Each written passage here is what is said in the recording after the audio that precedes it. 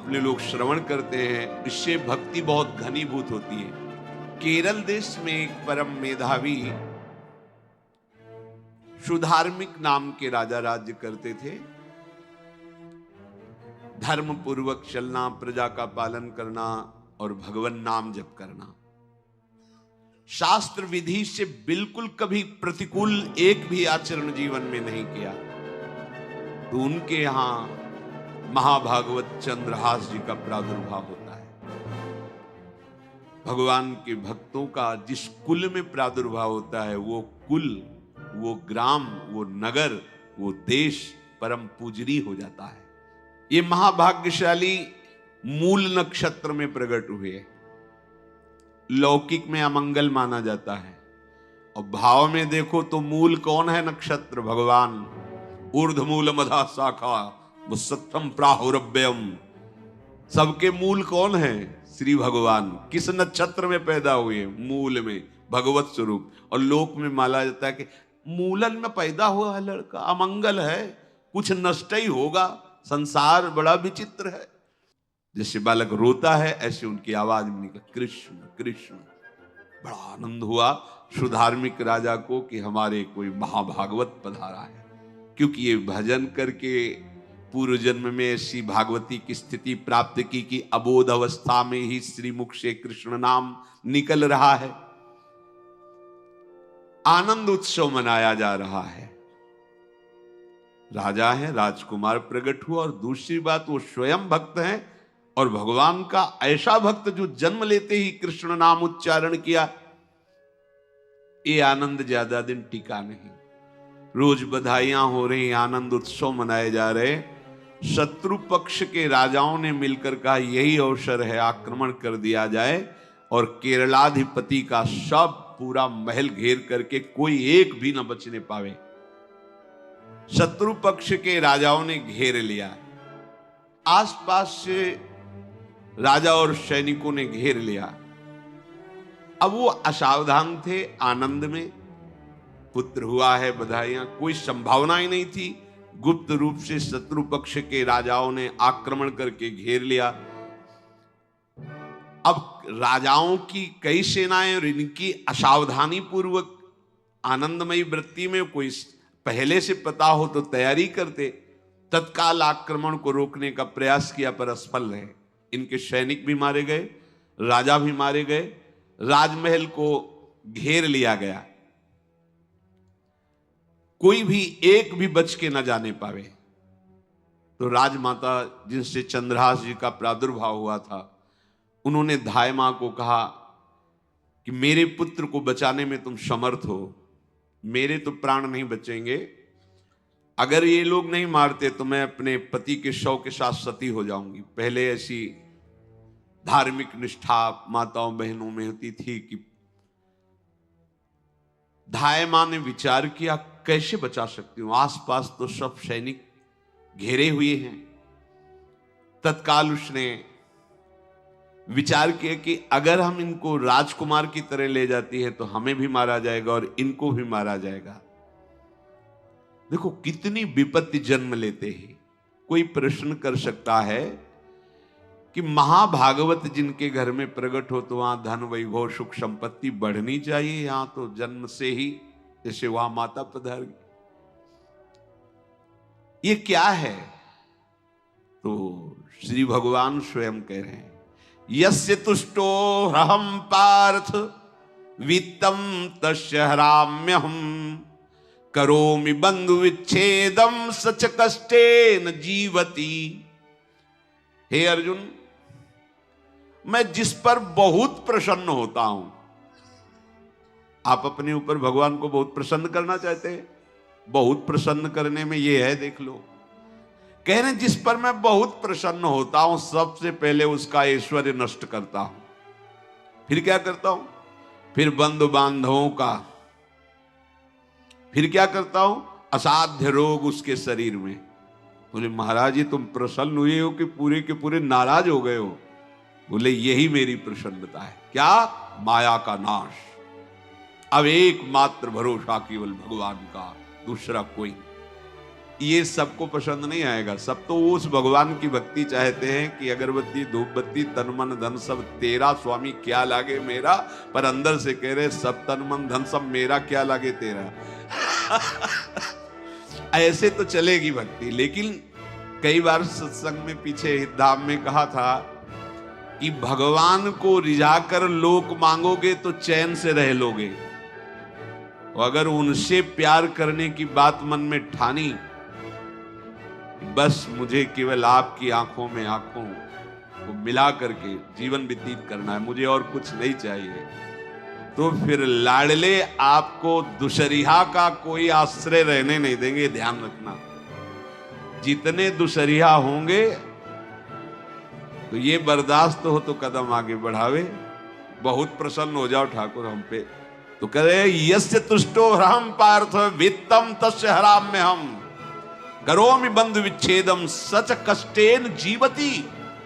जितनी श्वासें रहेंगी भयंकर कष्ट में उसको व्यतीत करने के लिए दूंगा। ये दंड नहीं है, ये पुरस्कार है। अनंत जन्मों का हिसाब बराबर करके कहीं इसकी वृत्ति मेरे से हट न जाए, ऐसे घेरे में डाल के अखंड चिंतन करवा के सजेत जयति जग उच्चरे। जाको करत श्याम सहाई प्रथम बरनो कृपा क्रम हो विषय मूल गवाई। कुल कुटुंब बल वित्त हीनो दीन के दुखदाई। आपने को करजु लीनो आप ही अपनाई। कह रहे हैं अब मैं वर्णन करता हूं श्याम सुंदर जिस पर कृपा करते हैं उस पर कैसा बर्ताव करते हैं। बोले सबसे पहले उसके विषय भोगों का नाश कर देते हैं, फिर दूसरी कृपा कोई परिवार का कोई मित्र कोई रिश्ते नातेदार उसकी तरफ देखेगा भी नहीं। फिर ऐसा दुख प्रदान करते हैं कि केवल एक भरोसा रह जाता है, एक भरोसो एक बल एक आस विश्वास, बस नाथ आपके सिवा अब हमारा कोई नहीं। बस वहीं से जो चमत्कार प्रकट होता है, त्रिभुवन में कोई उसकी समानता नहीं कर सकता जिस पर ठाकुर की कृपा है। पर इस कृपा को हजम करने के लिए इसीलिए संत संग किया जाता है कि पहले से वो तैयार कर देते हैं। जैसे आर्मी की ट्रेनिंग होती है ना, ट्रेनिंग के बाद भी बॉर्डर में लगाया जाता है, ऐसे ही संतजन ये ट्रेनिंग देते हैं। अब जो टिके तो टिके, नहीं तो घर बैठे जाके। अगर टिक गया तो गुरु मेहरबान तो चेला पहलवान, भगवान भी परास्त नहीं कर सकते। उसमें ऐसी सामर्थ्य आ जाती है कि हर प्रभु के द्वारा दिए गए विधान को हंस करके स्वीकार कर लेता है। और ऐसा नहीं कि उसको कष्ट होता है। ये लोक भाषा में भगवान कह रहे हैं सच कष्टेन जीविता। नहीं तो जिस चिदानंद में वो सुख भोगता है वो ब्रह्मा को भी नहीं प्राप्त है जो भक्त को प्राप्त होता है। भक्त का वैभव दिव्य होता है, चिदानंदमय होता है। ये तो पापियों के पास भी वैभव है, रुपया पैसा कुटुंब परिवार। भगवान के दास के पास जो वैभव होता है वो अचिंत्य है, तुम चिंतन भी नहीं कर सकते, ऐसा वैभव होता है। धाय माने सेविका का रूप तत्काल लिया, जिससे पोछा झाड़ू लगाने वाले, और कुछ दोने पत्तल डाले, उनके नीचे चंद्रहास जी को डाला, ऊपर से करके इसे माथे पे रख के निकले। सैनिकों ने पूछा इसमें क्या है, तो उनका राजघराने के दोने पत्ते जूठे दिखा। ऐसे नीचे किया तो देखा सब ऊपर जूठन पर। हाँ चल निकल जल्दी, भाग यहां से निकल। बस वो भागी, बचा ले गई।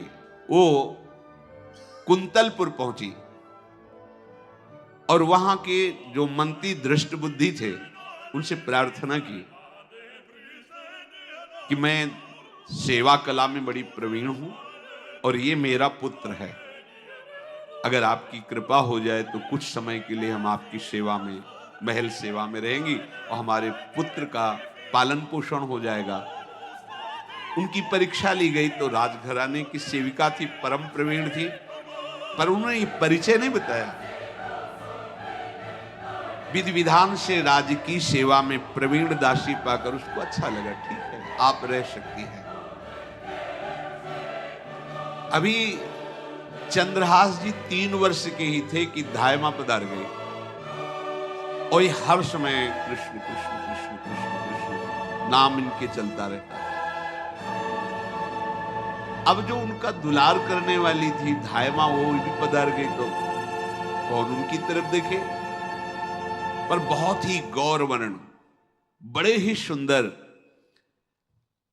अब वो गलियों में भटकने, निकाल दिया महल से जब धाय माँ मर गई, क्योंकि धाय माँ की सेवा के कारण उनको रखा गया था। 3 वर्ष के बालक गलियों में, तो कोई भी माँ देखती उनको तो कोई उनको वस्त्र पहना देती, कोई भोजन करा देती। ऐसे ही भगवान के भक्तों की बड़ी विचित्र लीला होती है।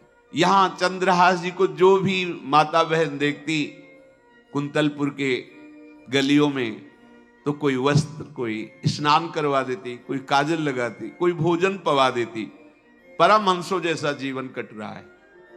कृष्ण कृष्ण कृष्ण कृष्ण। 14 भुवनों में जिनकी अव्याहत गति है, जो सबको देखते रहते हैं, श्री देवर्षि नारद जी। ये कृष्ण कृष्ण बोलता है बालक, और इसका हरि के सिवा कोई नहीं। तो एक दिन एकांत में बैठे हुए थे बालक चंद्रहास जी, नारद जी पधारे हैं, भाई जी से मिले हैं। स्वप्न में कितने महापुरुष मिलते हैं जो भजन ठीक से करते हैं। ये बड़े बड़े महापुरुष आकर के उपदेश करते हैं। ये त्रिकाल सत्य हैं, कोई ऐसा नहीं है कि ये कहानी हैं, अभी हैं।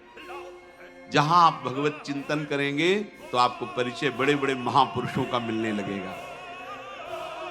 नारद जी आए तो देखा आंख बंद की हुई चंद्रहास जी कृष्ण कृष्ण कृष्ण कृष्ण कृष्ण ऐसा उच्चारण कर रहे हैं। त्रिकालज्ञ सर्वज्ञ नारद जी ने देखा कि ओहो, इतना छोटा बालक और कृष्ण कृष्ण बोल रहा है।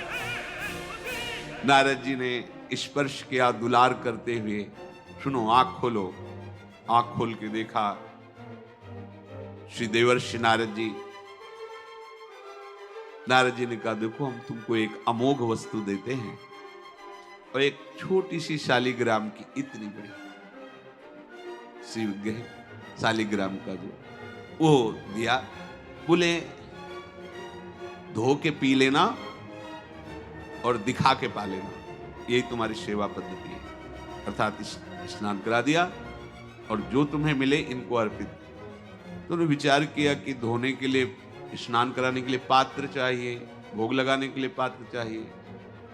तो जैसे कोई पान की बीड़ी नहीं, तो ऐसे कपोल में शालिग्राम को रखे रहते, पात्र ही नहीं, कोई सिंहासन ही नहीं।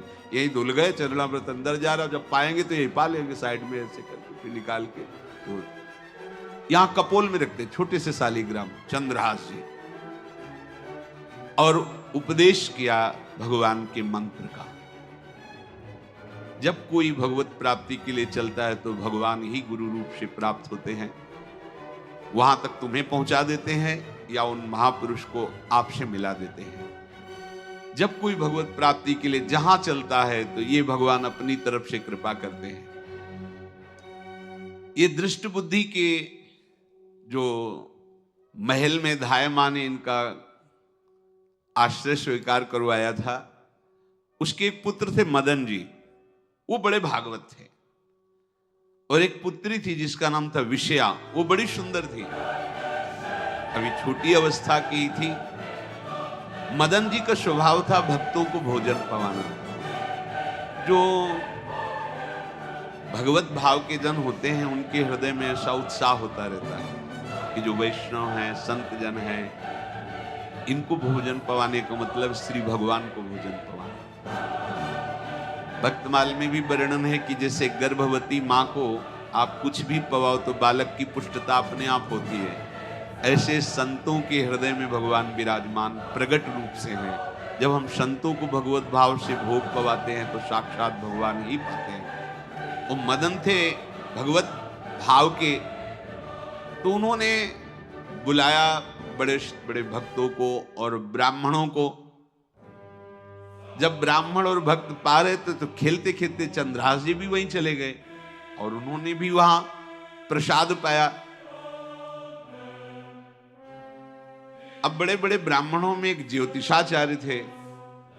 दृष्ट बुद्धि जी ने हाथ जोड़कर प्रणाम किया और अपने परिवार को प्रणाम करवाया और कहा, यह हमारी पुत्री है। दृष्ट बुद्धि जी ने कहा, आप इसका हाथ देकर बताइए इसको वर कैसा मिलेगा, कैसा ऐश्वर्य होगा। दृष्ट बुद्धि मतलब दुष्ट बुद्धि, ऐसा ही था वो। पर बड़ा विचित्र खेल है, इसकी बुद्धि एकदम विपरीत और पुत्र महाभागवत। भगवान का खेल है। वो भक्ति विरुद्ध और पुत्र भागवत। उन्होंने कहा वर, ऐसे दृष्टि डाली चंद्रहास जी वहीं पार, वो है इसका वर। वो इसे धाय का एक दासी का लड़का हमारी पुत्री का वर बने। बोले शायद आपने ध्यानपूर्वक रेखा नहीं देखी, वो हम देख लिए, यही है तुम्हारी पुत्री का वर। दृष्ट बुद्धि ने विचार किया कि एक भिखमंगा हमारी राजकुमारी पुत्री का दूल्हा बनेगा। पंडित जी को तो दक्षिणा दी, विदा किया और सैनिकों से कहा घर से निकलने न पावे बालक, क्योंकि ज्योतिष पक्की, ज्योतिष शास्त्र सत्य है, पर उसका सम्यक ज्ञान होना चाहिए। भला मुझ सम्राट के मंत्री की पुत्री, वो महामंत्री है दृष्ट बुद्धि, और ये एक भिखमंगा कैसे हो सकता है? बड़ा हृदय में जलन हुआ, ये तो बड़ी अपकीर्ति और दुर्भाग्य का विषय होगा, इसी को मरवा डालते हैं, काम खत्म हो जाएगा।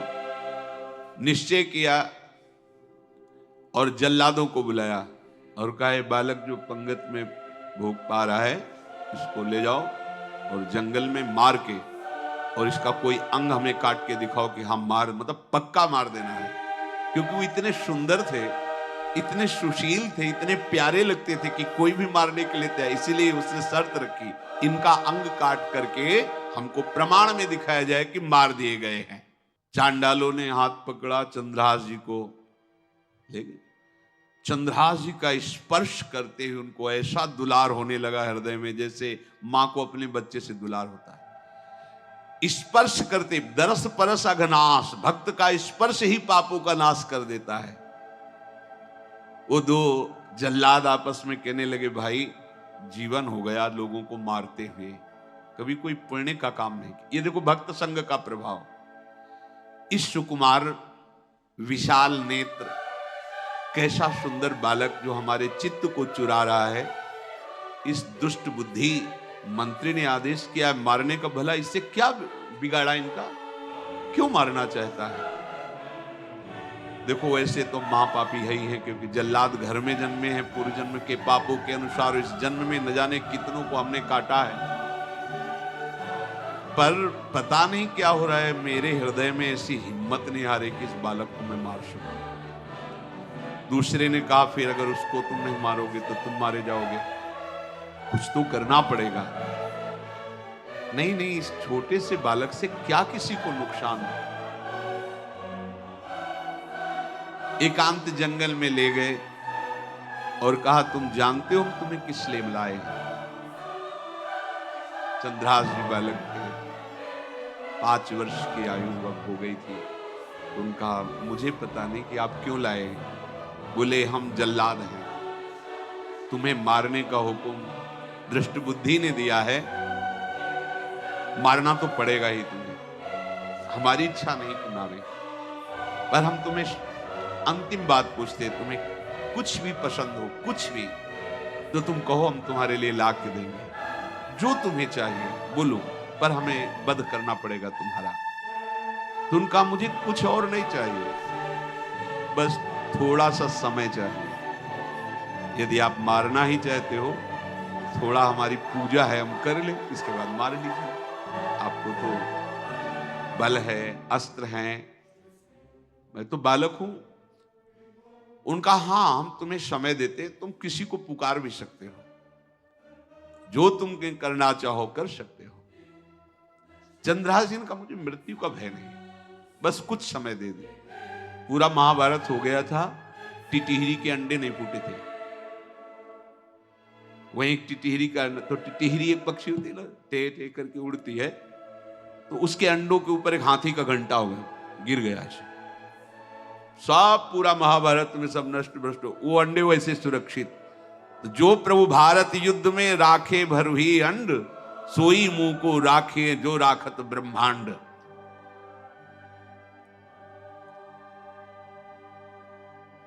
मैं तो अनाथ हूं, श्री कृष्ण के सिवा कोई मेरा है नहीं, मैं किसको पुकारूं? मेरा आश्रय तो एकमात्र वही प्रभु हैं। और निकाला शालिग्राम, यही सिंहासन है शालिग्राम का। भगवान के भक्तों की अपार महिमा है। क्या सेवा, वहां कोई पंचपात्र गंगा जल ये सब थोड़ी है, लेकर बस आंसुओं से अभिषिक्त कर रहे हैं। प्रभु मुझे तो कोई ज्ञान नहीं कि आपकी सेवा कैसे की जाती, मैं तो अपने मुख में ही आपको रखता हूं। अब मेरे जीवन का अंत होने जा रहा है, बस मैं यही प्रार्थना करता हूं कि मैं आपके ही समीप पहुंचूं, आपका ही स्मरण करूं, आपसे कभी विलग न हो, एक भी वृत्ति आपसे कभी विलग न जाए। श्याम मुरली मनोहर ललित प्रभु की ध्यान करते हुए आंख खोली और इशारा किया, काट दो मुझे।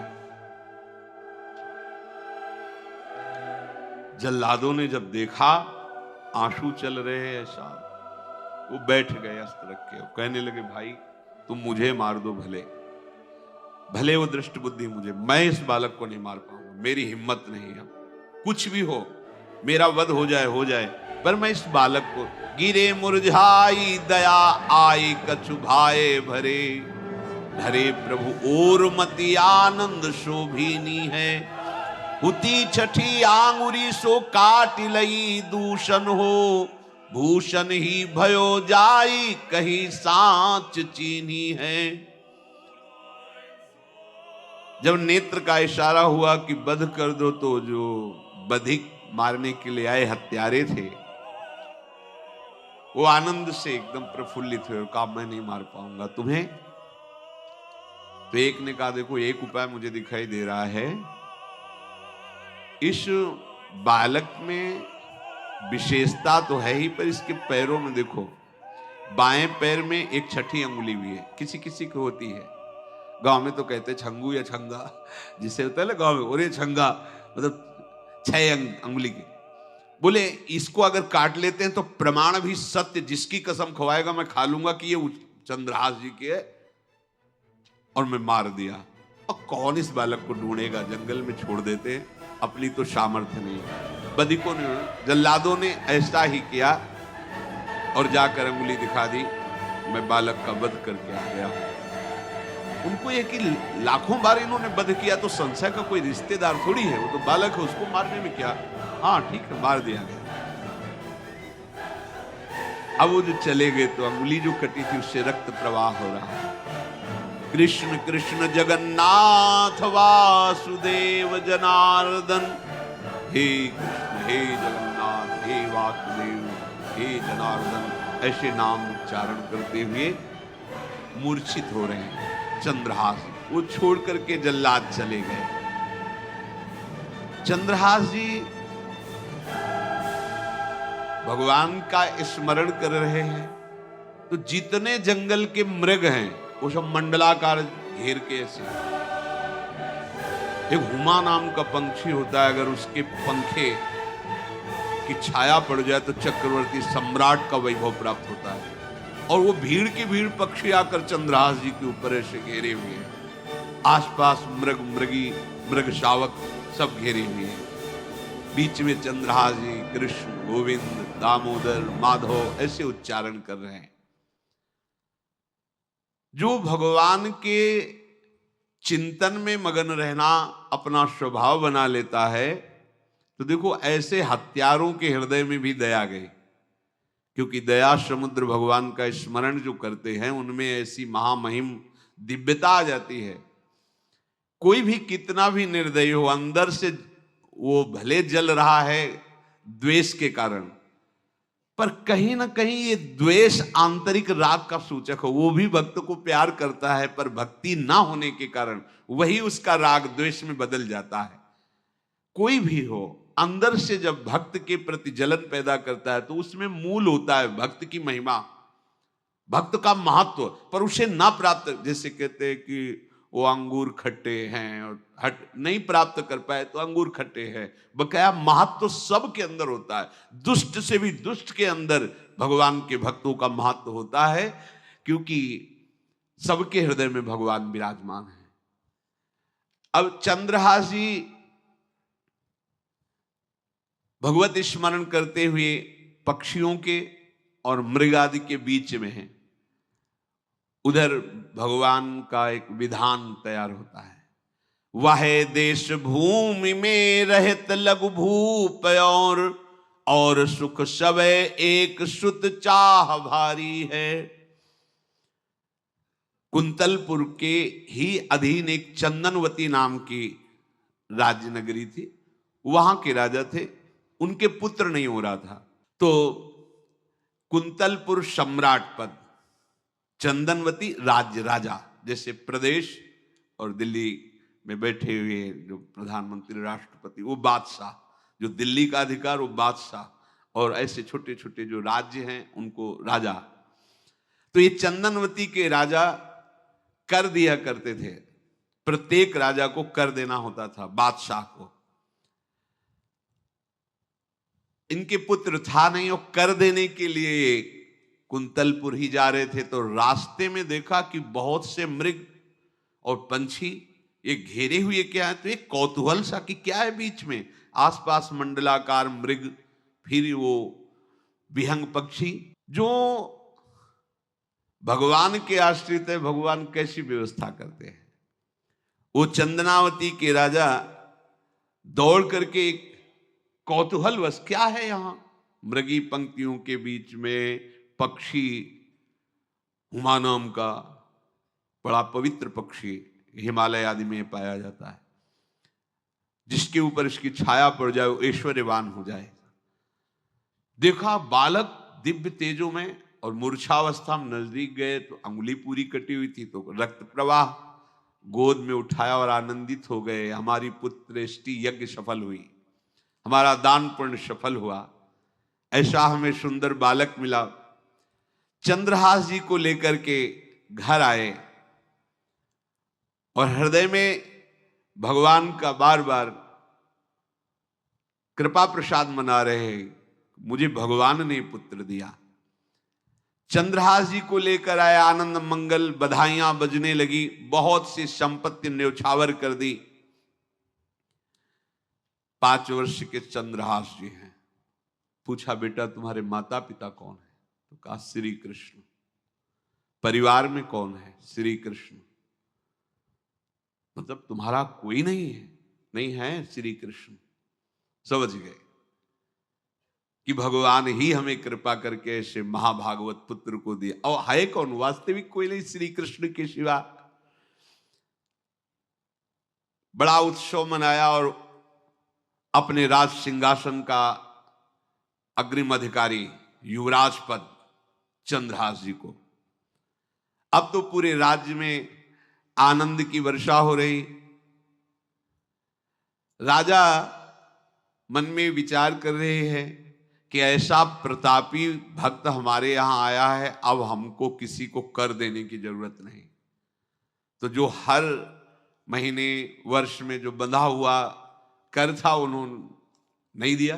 1 बार 2 बार 3 बार जब कर नहीं पहुंचा तो सम्राट ने आदेश किया मंत्री को कि चंदनावती से कर आना बंद हो गया है। क्या बात है?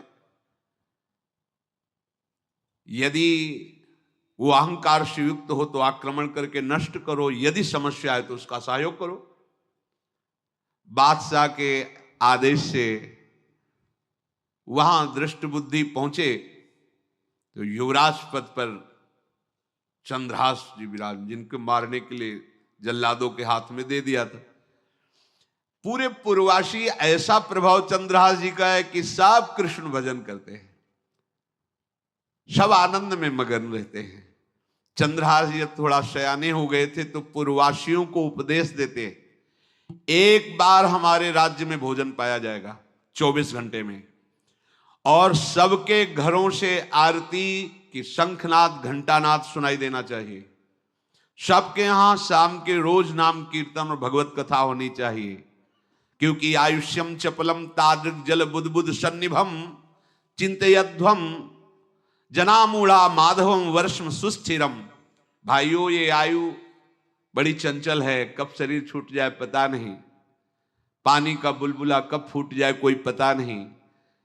इसलिए माधव श्री कृष्ण का नाम कीर्तन, उनकी आरती पूजा, उनका ध्यान और 1 टाइम भोजन। पूरे नगर में अब सोचो कितना भक्ति का प्रभाव होता है।